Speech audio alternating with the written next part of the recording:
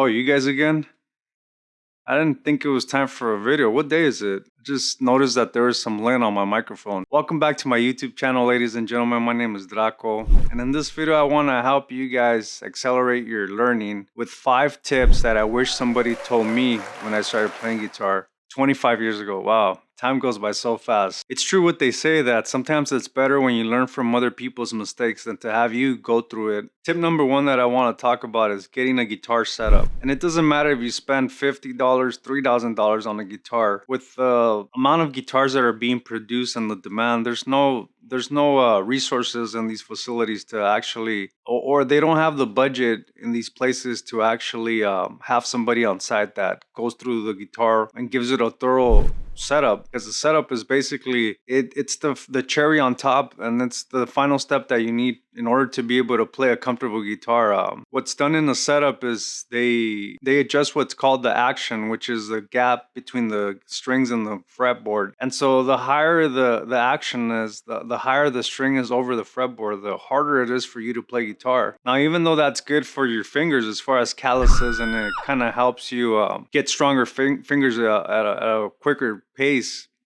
it's also promotes bad posture and bad technique. They also hook up the intonation, which there's a ton of videos on YouTube that talk about the intonation. But what that basically is that tunes the guitar so that any note that you hit throughout the fretboard sounds in tune. And so that makes for a better guitar experience, because who wants to play chords that sound pretty bad? That's very discouraging. So setup is very important. The second tip I wish somebody told me was to take guitar lessons. For me, back in the 90s, it was that my parents didn't have the money to pay for lessons. I really wanted them. I remember begging my parents to give me lessons, but at the time, I think it was about, I want to say like $15 for half an hour, and that was too much for my family. My dad, I remember not too long ago, I was going through his pay stubs, old tax W-9s from the 90s, and he made like $15,000 that year. I mean, it's incredible that we were able to survive a family of 5, so that was what kept me from taking lessons, was the lack of resources or the lack of money. And then as I got older, started working, and it was my ego kicked in, and I had the mentality that I don't need somebody to tell me how to play music. I remember I was taking a fundamentals class in college, and I just stopped taking that class because I had my ego get in the way, and basically I didn't feel like somebody should tell me how to play music, and it's just really bad. Years later, when I started taking lessons with a private instructor, it was just years of bad posture. It was just years of terrible bad habits that I picked up. One of the biggest ones that I remember was that because I used to always live in apartments, so making noise wasn't really something that I wanted to do. So I would play my electric guitars not plugged into the amp. I didn't have a computer with interface or any of that. So what that did is I never worked on using my palm to mute the strings that I wasn't playing. So I would just kind of play my picking hand over the strings. And so when the guitar is not plugged in, the electric guitar, you can't hear all the little hums and the little noises that the other strings create. And so I remember when I first took a lesson with an instructor, he asked me to play something. And I remember I knew that the noise was there before, but I didn't think it was a big deal. I thought it was just part of the guitar. It's just something that everybody goes through. But when he taught me how to use my palm to kind of mute the strings that I wasn't playing or picking, I just became really cleaner at playing. The other thing was alternate picking up and down. I just had terrible posture, and I don't know, I feel like those things could have been avoided if I just took lessons, and before the bad habits were created, I had everything down as the way I should be playing, and I feel like that would have accelerated my playing. The other thing I wish somebody told me was to be consistent. And I know some of this stuff sounds really simple, but sometimes we don't have people around us that have drive or have achieved things. This is before podcasting, before YouTube. I didn't have these kind of people talking to me or have the access to go on YouTube and watch these famous guitar players talk about being consistent. But consistency is key. I remember when I first started playing guitar, maybe when I was like in my late teens, early 20s, I never practiced. I just practiced when we would go rehearse, and I figured that was practice. And no wonder it took me a long time to warm up, and I wish if somebody would have told me to be consistent, I would have became a better player a lot sooner than I did. It's just set up a schedule, set up a regimen, and just I'll follow it and just show up every day. It's really important. 99% of the job is attendance. You just have to show up. I wish somebody told me that, because consistency is really important. Before you know it, you'll start doing things that you forgot that, or you didn't realize that was possible when you started playing. That's another thing that's really important too.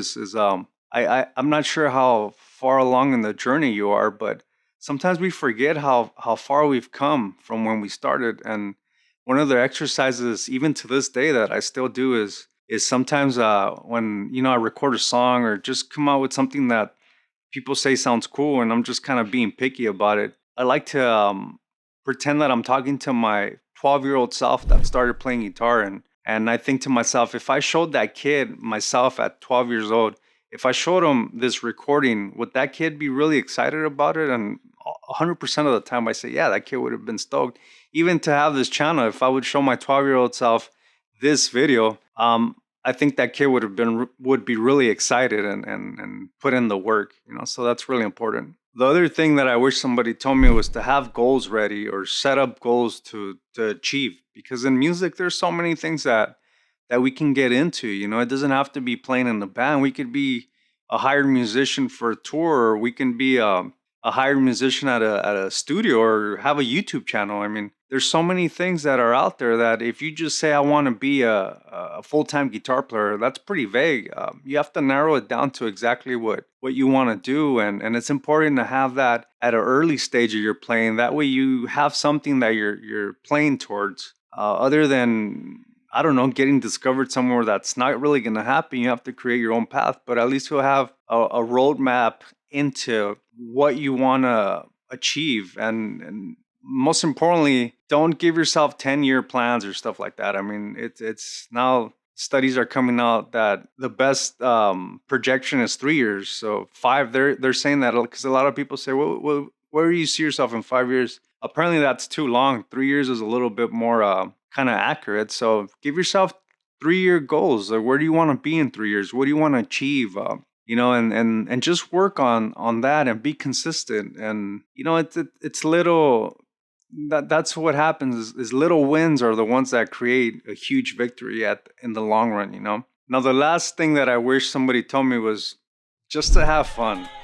This could be very challenging, and it could be a lot of the times discouraging, and it's a very lonely path. I mean, we spend a lot of times by ourselves, just kind of figuring out the instrument and just kind of working stuff out, that it gets kind of lonely sometimes, and we forget sometimes, especially, I don't know how far in your guitar journey you are, but if you're playing in bands, or if you're about to play in bands, like, just know that it's one thing to spend most of the time by yourself, kind of practicing. It's another to kind of go into a room with 3, 4, 5 different personalities, and all of a sudden we all have different ways of doing things.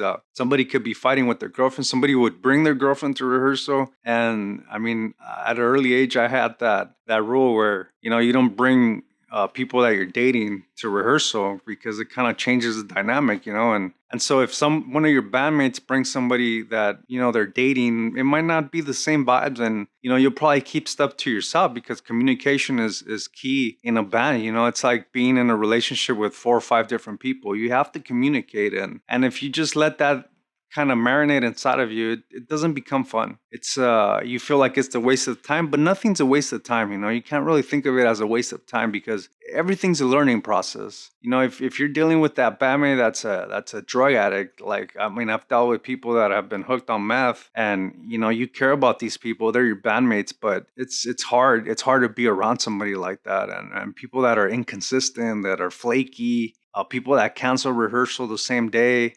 There's just a lot of things that go with this, and the most important thing to always remember is to have fun, because whether you believe in reincarnation, or there's more to this than what we're living, who knows, right? What if this is the only chance that we got? And if you're like me, you're watching this, you love the instrument the same way I do, or you're about to love it. So why not have fun with it? It got us through so many dark times. It got us through a lot of things where it was the only thing that really understood us. So why not have fun with it? It's very important to never forget that, guys, because once you forget the reason that you started something, then it just, I mean, it gets distorted and it's kind of hard to kind of come back to stay on track. So hopefully I don't ramble on too much. Really appreciate you guys. Thank you guys for the comments, for the feedback. If I missed something, or if something that you guys were told that maybe somebody watching this can benefit from, go ahead and leave it in the comment section. Definitely want to start a little community around this channel. And, I just want to help people and make it a place where everybody can be themselves and there's no judging. It's just, I just want to make it a cool hang in the comment section and this whole channel. So if you guys really like what I said, give me a like, subscribe, and share this video. And hopefully I'll see you guys on the next one. Peace.